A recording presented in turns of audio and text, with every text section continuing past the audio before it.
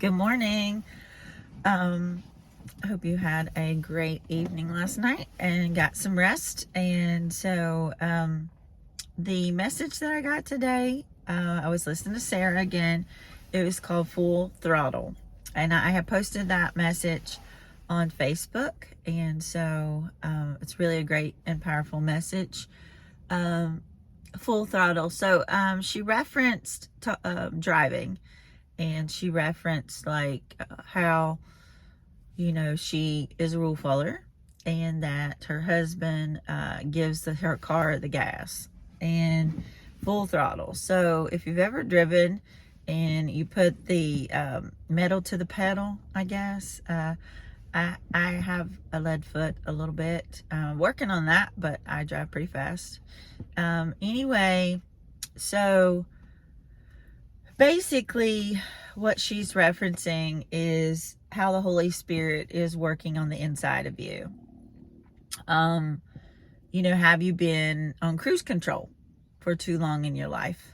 And have you allowed, to sit back and just coast in life? Or have you really felt the power of the Holy Spirit living inside of you to where it is really transforming and changing not only your life, but those in which are around you? And so it's just, I'm at loss for words because so much is going on in my mind with this message. Because as I reflect on my life, I coasted. She talked about being baptized in the Holy Spirit. And, when we become a Christian and we give our lives to Christ, we do have the Holy Spirit come and reside inside us. And, but I don't think I ever knew the exact, exactly what that meant. I understood it in words, but I never experienced as in power, like actions, I was not so tapped into having that close fellowship and relationship with the Lord. He saved me. He saved my soul. I tried to live the good life. I tried to do the right thing. I tried to, work hard. I tried to give to people. There's the key word. Do you hear me? I tried. Okay. It's not works. It's not you doing. Out of the heart will flow, if you are tapped into the source. So, you can wear yourself out when you're and you're not residing with him. So, he takes that load off if it becomes a spirit thing. If he is directing your steps and you're following, you will not feel exhausted. You will not feel overwhelmed. You will not, you just won't be burned out. When we are walking in our own strength, we do burn out. We mentally get exhausted. We physically get exhausted because some of the things, guys, we're never supposed to be doing. We have issues with saying no. We're people pleasers. So we put on all of these things that the world tells us is, that we believe. And those are lies from the enemy. And so Full Throttle, this whole message is about learning to walk in step with the Holy Spirit, learning to take the same power that raised Jesus from the dead. That same power lies inside of you. And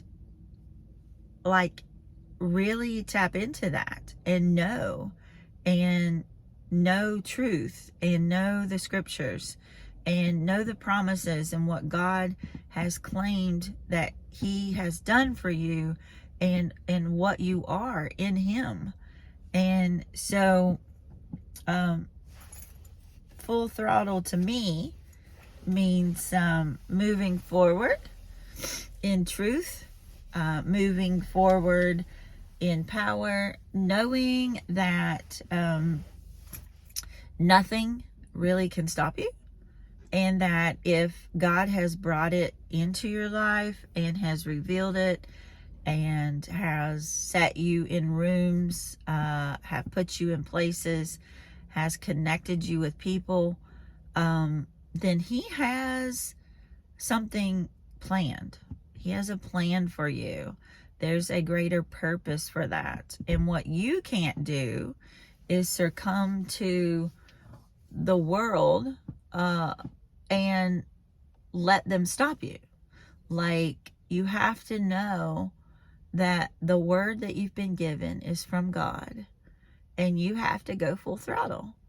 You cannot let obstacles that are thrown in your path stop you, because the enemy is going to continuously try to stop you. There will be so many obstacles, but you cannot lose heart. You must press forward and just know. Be still and know. God is in the waiting. Is something very profound with me right now. That in our time we want to see so much happening. We want to see things that were unfair and unjust, and that were just not right, that came against you. You really want to see it shift. You want to see the truth. You want to see, you just wanted to change. Like, you're tired of waiting.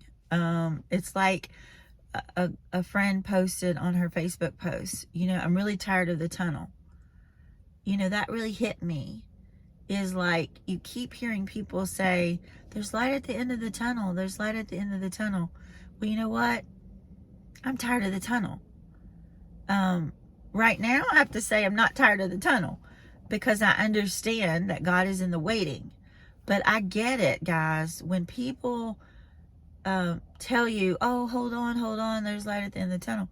You've been in that tunnel for a very long time. I mean, years and years and years, and you're like, I'm really tired of the tunnel. The only thing that I've got to share with you about being tired of the tunnel is two things. One, you have to wait in timing, God's timing. But two, what are you doing while you're in that tunnel? Like, are you just waiting in the tunnel? Like, waiting for miracles to happen without walking through the tunnel? Like, are you standing in the middle of the tunnel and just saying, okay, when is this going to happen? Or are you walking through the tunnel? Are you walking to the light? Because if you are just standing still, looking at the tunnel and seeing the light, but doing nothing to help yourself move closer to the end, my friend, that is not, we have to help ourselves. That might be coming with education. That might be coming with, join a, Bible study. It might be, get some, coaching, go to a counselor, go join a worship team. I don't know. I don't know what the gifts God has given you, and I don't know what you're struggling with. I do know a common theme of what we all struggle with is defeat, despair, depression, unworthiness, like this victim mentality, like, oh, woe is me. But guys, that's a mental mindset that you have to flip, because that is not a growth mindset. That is not putting on, Christ's righteousness. That's not renewing your mind. renewing the mind is key. That's the biggest key, is to renew your mind. And the only way you can renew your mind is to be like Christ. And the only way you can be like Christ is to really know who he is. To know who he is, you have to search him in the scriptures to find him. You have to pray. You have to fulfill, your life with everything is about him. He has to be put in his proper place. He has to be first. He is a jealous God. He wants nothing in front of him. And guys, when you get him in that proper place, I'm telling you, life's sweet. It is sweet, regardless of what comes at you. It is just like this profound anchor. It's like, God, you've got this. It's so, it's just really amazing. And I hope that you find that you search that, because he promises if you knock and you seek, you will find, and you will. And I hope you have a wonderful day. And I know this was all over the place, and I'm trying to keep it under 10 minutes. It didn't happen. But anyway, thank you and have a good day.